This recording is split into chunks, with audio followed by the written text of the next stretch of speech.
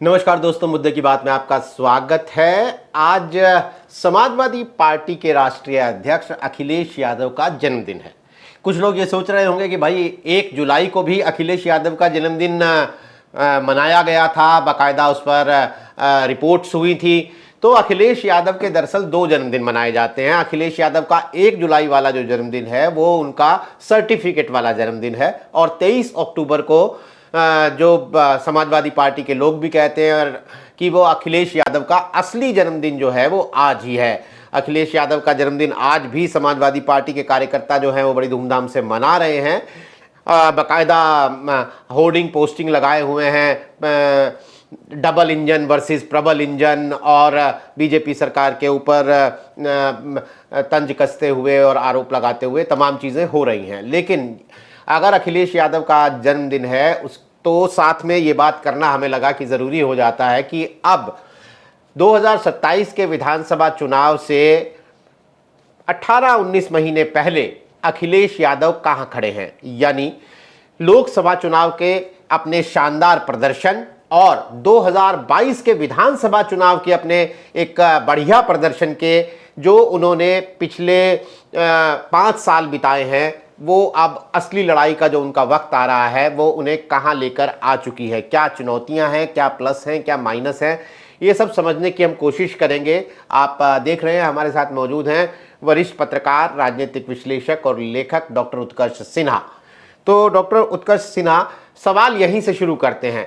आज अगर हम बात करें कि अखिलेश यादव, अगर आज उत्तर प्रदेश की जो पूरी राजनीतिक स्थिति है, हालांकि लोगों के जहन में, खास तौर पर पूर्वांचल के लोगों के जहन में थोड़ा बिहार चुनाव का नशा होगा, लेकिन हम उत्तर प्रदेश की बात अगर करें तो आज आप अखिलेश यादव को कहां खड़ा हुआ पा रहे हैं? मसलन और आसान कर दें इस सवाल को कि अगर आज चुनाव होते हैं तो अखिलेश यादव कितनी तगड़ी चुनौती दे रहे हैं बीजेपी को, या बीजेपी कितनी तगड़ी चुनौती दे रही है अखिलेश यादव को?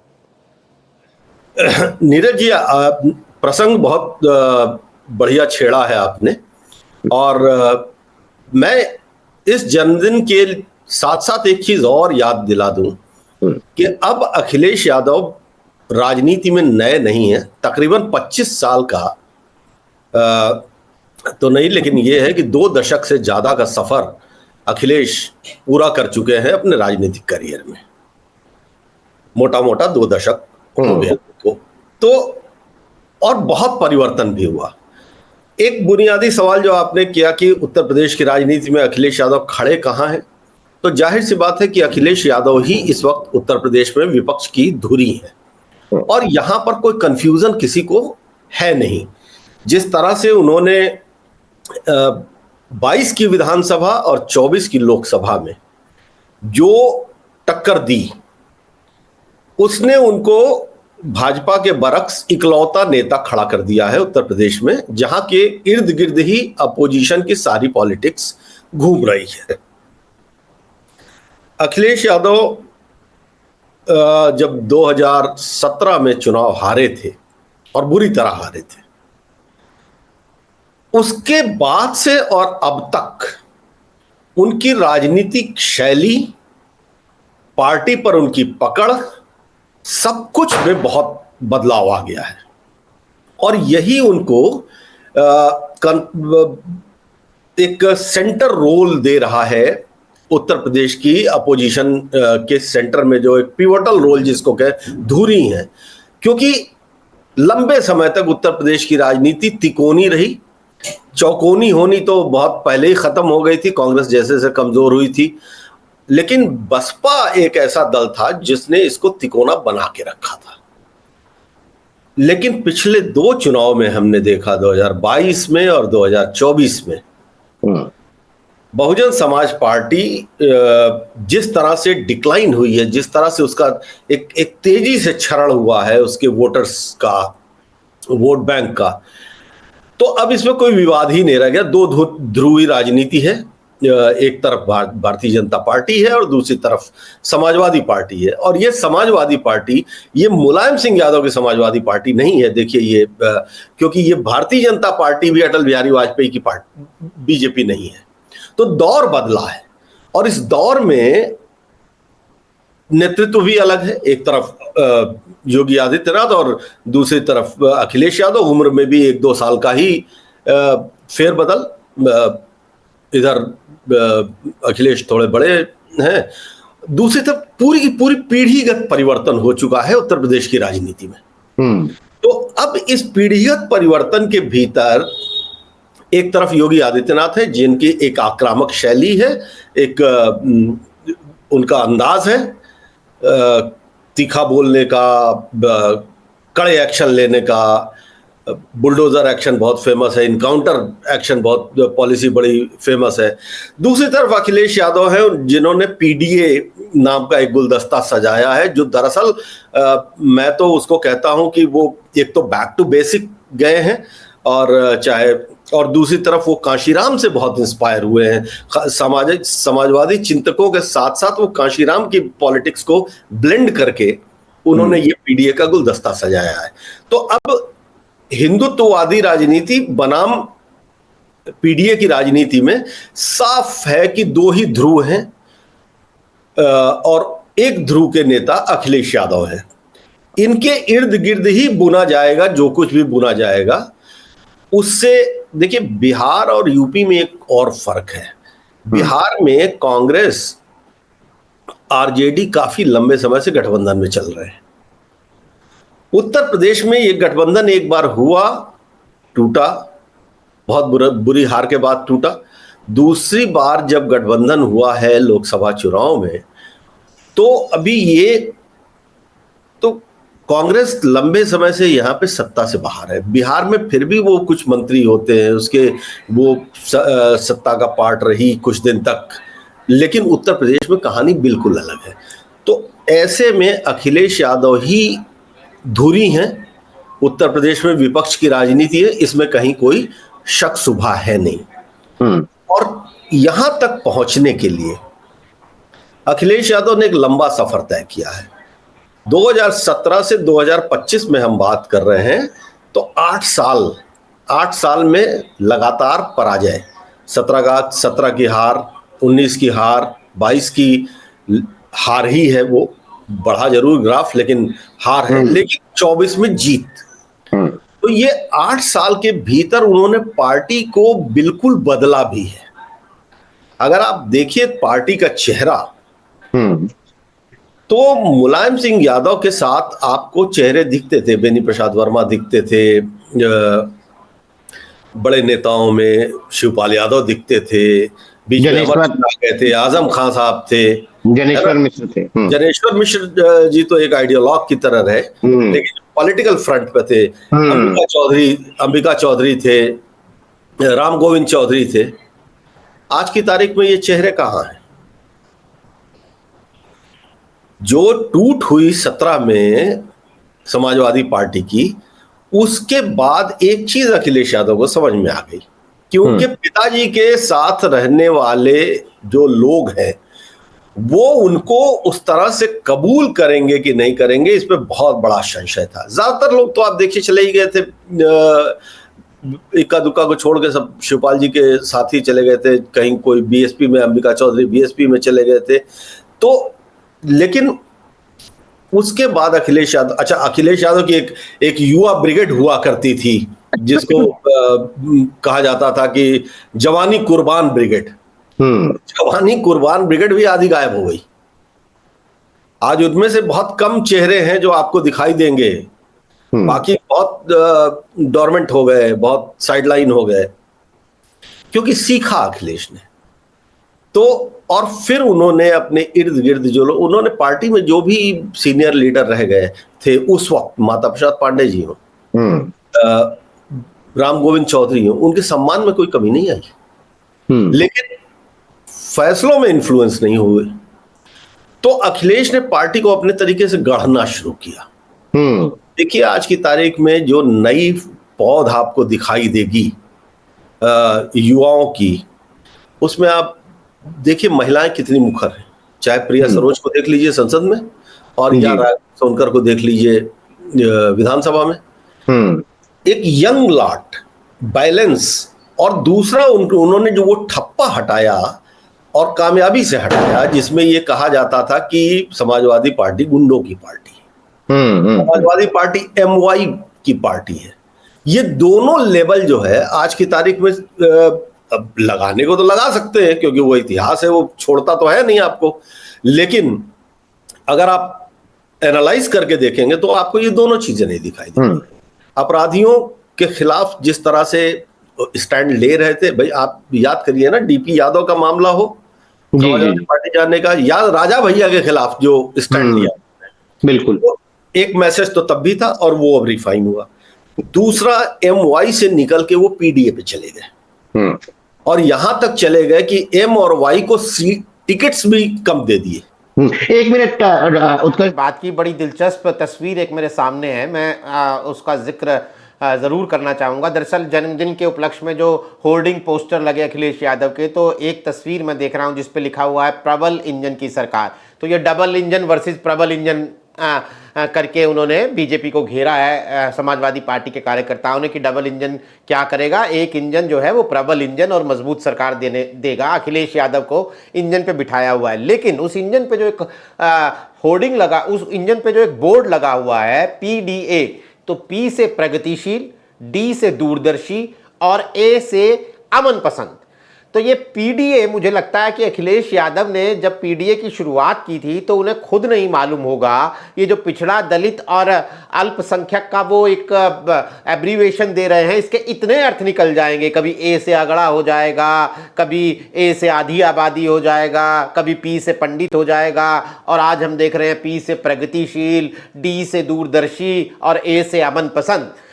तो ये जो पीडीए की पूरी छतरी खींची और इसका एक व्यापक रूप पिछले कई महीनों में समाजवादी पार्टी ने और अखिलेश यादव ने दिखाया। मेरा सवाल आपसे ये है, अभी भी रहकर, अभी एक दिन दो दिन पुरानी भी हेडलाइन नहीं है जब मुख्यमंत्री योगी आदित्यनाथ का वो बयान कि हलाल सर्टिफिकेट वाला सामान मत खरीदिए, खूब चल रही है, खूब दिख रही है। तो जो 2014 में हिंदुत्व की एक छतरी तान के, जिसके नीचे दलितों को, पिछड़ों को, अगड़ों को, सबको शामिल करके बीजेपी एक मैसिव मेजॉरिटी लेके आई, 2017 में उसे दोहराया, 2019 में भी, लेकिन 2024 में या इससे पहले 2022 में वो उस छतरी में छेद नजर आने लगे, जातियों में बंटने लगे, दलितों की बात करने लगे, पिछड़ों की बात करने लगे, महापिछड़ों की बात होने लगी, फिर संविधान में बदलाव, आरक्षण, इन सब चीज़ों की बात करते हुए इंडिया गठबंधन ने 2024 में एक तरीके से हिंदुत्व की उस छतरी को किसी हद तक उसमें एक बड़ा छेद कर दिया, उसमें सेंध लगा ली कि फैजाबाद जैसी सीट भी बीजेपी हार गई और अखिलेश यादव की पार्टी जीत गई।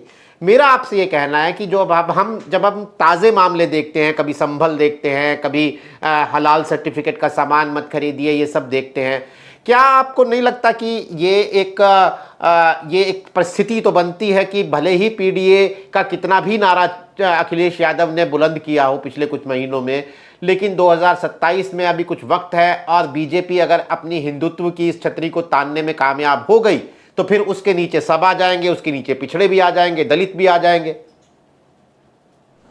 बिल्कुल आप सही कह रहे हैं। देखिए है क्या कि दोनों की अपनी पिच है और बीजेपी हिंदुत्व की पिच पर है और योगी आदित्यनाथ के नेतृत्व में वो बहुत आक्रामक है, वो आक्रामक हिंदुत्व है। लेकिन उस आक्रामक हिंदुत्व की समस्या क्या है कि दलितों और पिछड़ों के साथ फिर वो एक जो माइंडसेट आ रहा है वो प्रॉब्लम कर रहा है। अभी ज्यादा दिन नहीं हुए जब उत्तर प्रदेश में एक दलित को मंदिर में पेशाब हो गया था, बीमार था वो, और उसके साथ दुर्व्यवहार हुआ, उसको पेशाब चटवाया गया, धुलवाया गया, सब हुआ। बीच बीच में इवन अखिलेश यादव इस बात का जिक्र भी करने से नहीं चूकते हैं कि जब वो किसी मंदिर में गए थे तो उस मंदिर को धुलवाया गया था। मुख्यमंत्री आवास को गंगा जल से धुलवाने का जिक्र वो करते हैं, तो क्यों करते हैं? बात यह है कि दो पिच है, एक पिच पे बीजेपी खेल रही है, दूसरी पिच पे अखिलेश यादव सेट कर रहे हैं। अब हिंदुत्व की पिच पे दलितों के साथ अगर अत्याचार हो रहा है या इस तरह की घटनाएं हो रही हैं तो आप लाख हलाला और झटका की बात कर लीजिए, क्या काम करेगा? अगर उत्तर प्रदेश क्या, मुझे बिहार में भी वही बात सुनने को मिली है, वहां के लोगों से फीडबैक हम लोगों को मिल रहा है, जो उत्तर प्रदेश में भी मैं सुन रहा हूं कि जस्टिस गवई के ऊपर जो जूता चला उसको लेकर दलित समाज के भीतर क्या रिएक्शन है, ये देखिए आप इस चीज को मार्क करना पड़ेगा नीरज जी। जब हम हिंदुत्ववादी या जाति और उसकी इस गोलबंदी की बात करते हैं तो हमको छोटे छोटे संकेतों को जरूर देखना पड़ेगा। चर्चा ये है, मैं भारतीय जनता पार्टी के एक नेता के साथ दिवाली के बाद शुभकामनाएं देने, आदान प्रदान करने हम लोग बैठे थे।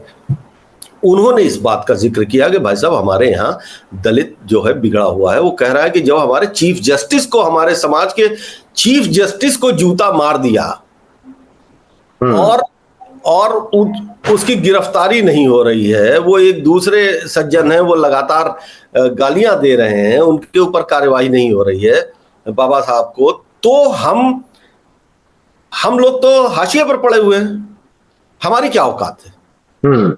तो अब ये रिएक्शन जब होगा तो क्या हिंदुत्व की राजनीति परवान चढ़ पाएगी? एक सवाल तो ये है।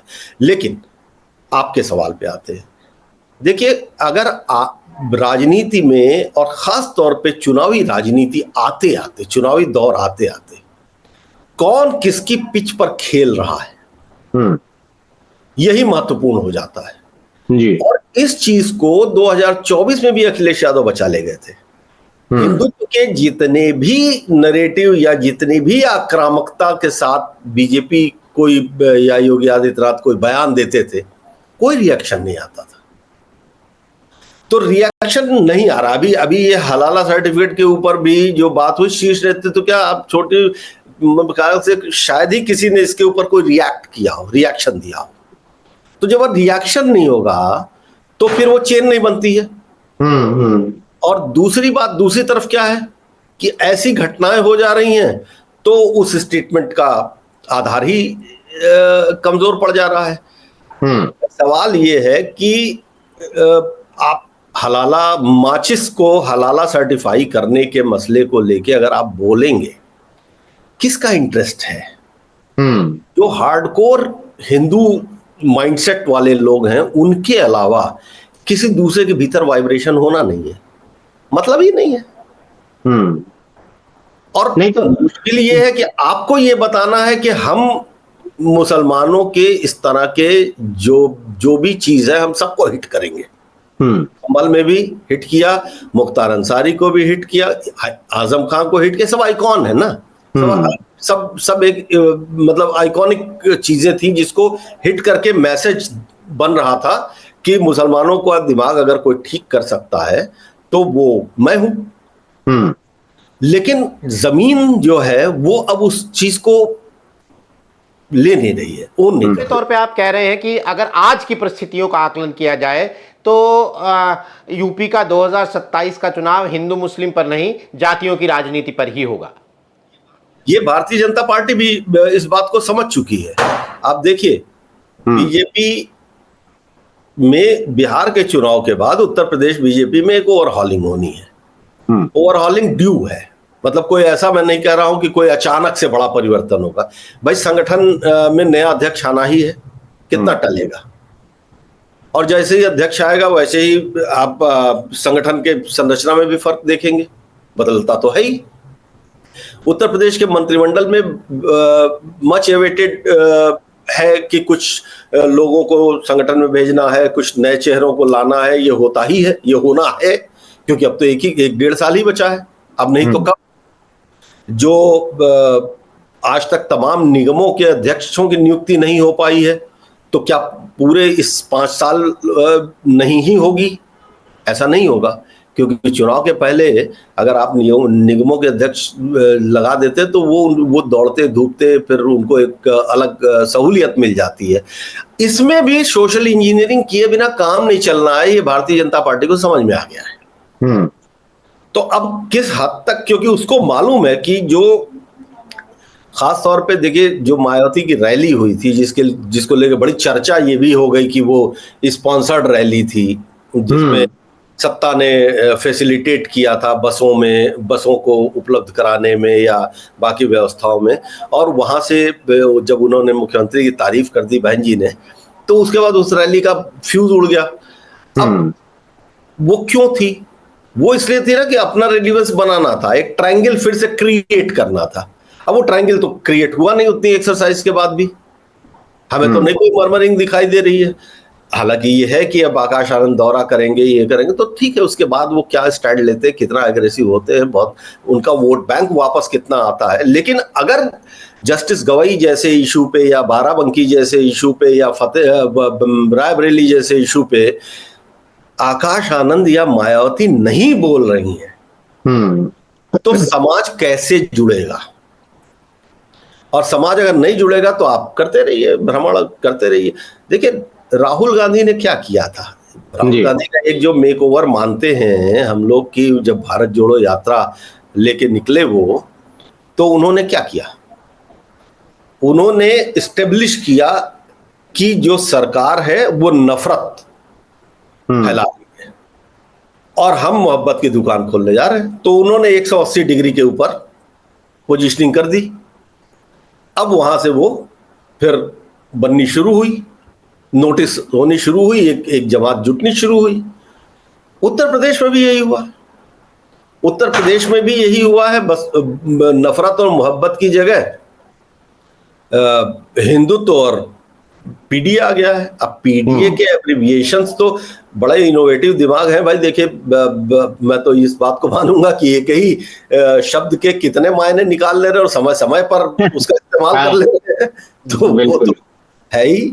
एक बात और बताइए उत्कर्ष जी कि पिछले कुछ दिनों में जब ये चर्चा होती थी, अखिलेश यादव ये सवाल उठाते थे कि दिल्ली और लखनऊ के बीच में सब कुछ ठीक नहीं चल रहा है, तो इन सब चर्चाओं के बीच एक बार मैं राजकुमार भाटी, जो कि समाजवादी पार्टी के राष्ट्रीय प्रवक्ता है, उनसे बात कर रहा था कि दिल्ली और लखनऊ के बीच सब ठीक नहीं है, आप लोग ऐसा कहते हैं। क्या चुनाव से पहले योगी आदित्यनाथ के साथ को हटाने जैसी बात भी हो सकती है? तो इन सब बातों के बीच एक बार काफ़ी हफ्ते हो गए उस बात को, राजकुमार भाटी ने मुझे कहा था कि योगी आदित्यनाथ के चेहरे पर ही अगर बीजेपी 2027 के चुनाव में जाती है तो हमारे लिए वो फायदेमंद होगा। हम जो पॉलिटिक्स कर रहे हैं उसके सामने अगर योगी आदित्यनाथ का ही चेहरा होगा तो हमारे लिए फायदेमंद होगा, हमारी पॉलिटिक्स को बल मिलेगा। आप इस बात को कैसे देखते हैं? क्या योगी आदित्यनाथ का चेहरा फायदेमंद है अखिलेश यादव के लिए? और बिल्कुल सही नीरज जी, और आप ही के कार्यक्रम में मैंने भी ये बात कही थी कि समाजवादी पार्टी का एक थिंक टैंक जो है वो उसका एक धड़े का ये सोच है कि योगी आदित्यनाथ अगर बने रहते हैं उत्तर प्रदेश में मुख्यमंत्री तो उनके लिए लड़ाई आसान होगी, बजाय इसके कि कोई परिवर्तन हो और उसकी जगह कोई पिछड़ा या दलित चेहरा मुख्यमंत्री बन जाता है तो उसके ये बात इसलिए है क्योंकि देखिए, एक तो डबल इंजन के टकराव वाली बात, मैं रेफरेंस के तौर पर आपको बता दूं कि अभी इसी हफ्ते में 2 घटनाएं ऐसी हुई हैं जिसको मान लेना चाहिए कि वो कहीं ना कहीं फिर टकरा गया है। एक तो अयोध्या में दीपोत्सव का जो कार्यक्रम हुआ, उस कार्यक्रम में अचानक उस कार्यक्रम के दिन सुबह एक विज्ञापन छपा अखबारों में, और सुबह का अखबार आने के बाद 1 घंटे के बाद 3 बड़े लोगों के कार्यक्रम निरस्त हुए। उत्तर प्रदेश के राज्यपाल का कार्यक्रम निरस्त हुआ, दोनों डिप्टी सीएम के कार्यक्रम निरस्त हुए। वजह सिर्फ बनी वो विज्ञापन जिसमें सिर्फ मुख्यमंत्री जी का नाम था, बाकी किसी का जिक्र नहीं था।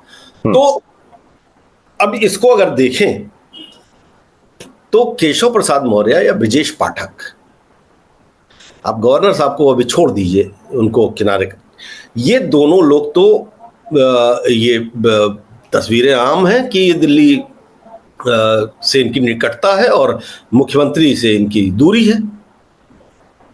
तो ये विज्ञापन क्यों जारी किया गया जबकि दोनों लोगों का प्रोटोकॉल आ चुका था? तो ये कहीं माना जा रहा है कि ये सीधा हिट था कि जाओ, हम नहीं तवज्जो देते। उसके 2-3 दिन के बाद लखनऊ के बगल में सीमा से लगे हुए एक बहुत बड़ी हाई पॉश कॉलोनी है, सड़क के इस पार और उस पार, और वो जिस बिल्डर की कॉलोनी है और उसके भीतर बहुत सारे ब्यूरोक्रेट्स के एसेट्स हैं, बहुत सारे पावरफुल लोगों के एसेट्स हैं, 10 साल से ज्यादा से वो प्रॉपर्टी है, उसके जो मालिक हुआ करते थे वो इस वक्त भारतीय जनता पार्टी के राज्यसभा एमपी हैं और माना जाता है कि वो अमित शाह के बहुत करीबी हैं। वो दोनों कॉलोनीज सीज कर दी गई, ये कहते हुए प्रशासन ने सीज किया कि ये सरकारी जमीन पर कब्जा करके बनाई गई। तो ये भी हिट वहीं जा रहा है। तो डबल इंजन टकरा तो रहा है और समय समय पर वो टकराहट दिखती है। कई बार ये भी हम लोग 6 महीने पहले बात कर रहे थे कि मैसेज था कि दिल्ली से कि योगी जी अब आप दिल्ली आए, और वो मैसेज लेके एक बड़े नेता आए थे और उनको दो टूक जवाब मिला था। तो टकराहट तो है, और उस टकराहट का क्या होगा ये तो भारतीय जनता पार्टी का नेतृत्व जाने, उनका थिंक टैंक जाने, लेकिन उसका असर आपको उत्तर प्रदेश के संगठन पर भी दिखता है जी। पूरा संगठन सरकार से कहीं अलग है। संगठन के किसी भी मुखिया या बड़े नेता पदाधिकारी की कितनी बात सुनी जाती है सरकार में, ये राजधानी लखनऊ में बैठ के हम लोग देख लेते हैं। अव्वल तो कोई सिफारिश करने के लिए या सही बात सही काम के लिए भी किसी को फोन नहीं करना चाहता है, मना कर देता है। तो संगठन एक तरीके से भाजपा का इस तरह से डिफंग पड़ा हुआ है। हाँ, कुछ वो कार्यक्रम चल रहे हैं, चलते रहते हैं, वो होता रहता है, लेकिन जो तेजी जो आज से 4-5 साल पहले जो संगठन की तेजी दिखाई देती थी, लगता था कि 24/7 उनको काम में लगा दिया गया है, वो बहुत ढीला पड़ा हुआ है। तो अब भारतीय जनता पार्टी एक तो उस तरफ है, दूसरी तरफ अखिलेश यादव एकदम अनडाउटेड लीडरशिप है, कोई चैलेंज नहीं है, सेकंड लाइन कोई क्लेम नहीं कर सकता है उस पार्टी के भीतर कि इनकी चलेगी और उनकी नहीं चलेगी। ये सब कुछ मौजूद है, सर्वसुलभता है, खुद अखिलेश यादव लगातार बैठ के बात कर रहे हैं। कोई दिन ऐसा नहीं होता है अगर वो लखनऊ में हो और पार्टी कार्यालय में किसी समाज, किसी ग्रुप, किसी समूह के साथ वो बैठक ना कर रहे हो, 400-500 आदमी के साथ डायलॉग करते रहेंगे। तो वो भी स्थिति है। तो समाजवादी पार्टी अगर ये कह रही है कि ये रहे तो अच्छा रहेगा, वो बिल्कुल सही कह रही है, बिल्कुल सही कह रही है। लेकिन अब भारतीय जनता पार्टी के रणनीतिकार भी तो इस बात को समझ ही रहे हैं। बिल्कुल। तो ऐसे बहुत सारे संभावित बदलाव हैं जो आने वाले दिनों में दिख सकते हैं, जिन पर फिलहाल तो हम सिर्फ चर्चा ही कर सकते हैं। एक बात और दर्शकों को बता दूं कि अगस्त महीने के आखिर में, यानी कि लगभग 1.5 महीना पहले, जो इंडिया टुडे ग्रुप का MOTN mood off the nation सर्वे होता है SC वोटर के साथ, उसमें भी यूपी के जो आंकड़े थे वो ये कह रहे थे कि भले ही 1.5 साल बीत चुका हो लोकसभा चुनाव को, लेकिन अगर आज चुनाव हो जाएं तो इंडिया गठबंधन बीजेपी की अगुवाई वाले NDA गठबंधन को ना सिर्फ तकड़ी टक्कर दे रहा है बल्कि सीटें 1-2 ज़्यादा लेता हुआ नजर आ रहा है। हालांकि वो सर्वे लोकसभा चुनाव को ध्यान में रखकर किया जाता है या किया गया था। तो परिस्थितियां जो हैं उनका पूरा उनकी एक बड़ी तस्वीर डॉक्टर उत्कर्ष सिन्हा ने हमें दिखाई, और इसमें फिलहाल कोई शक नज़र नहीं आता कि एक विपक्ष के नेता के तौर पर अखिलेश यादव ने तगड़ी चुनौती बीजेपी के सामने पेश की हुई है, और आने वाले दिनों में वो इसे कितना और मजबूत बनाते हैं अपनी चुनौती को, या फिर बीजेपी की तरफ से कोई ऐसा पलटवार होता है जो फिर से पिछले 2 चुनावों का, 2 विधानसभा चुनावों और 2 लोकसभा चुनावों का रिजल्ट बीजेपी के पक्ष में दोहरा देता है। इस पर हमारी नज़र बनी रहेगी। डॉक्टर उत्कर्ष सिन्हा, आज आप हमारे साथ इस कार्यक्रम में जुड़े, आपका बहुत बहुत शुक्रिया। तमाम दर्शकों का भी आभार। आज के लिए नमस्कार।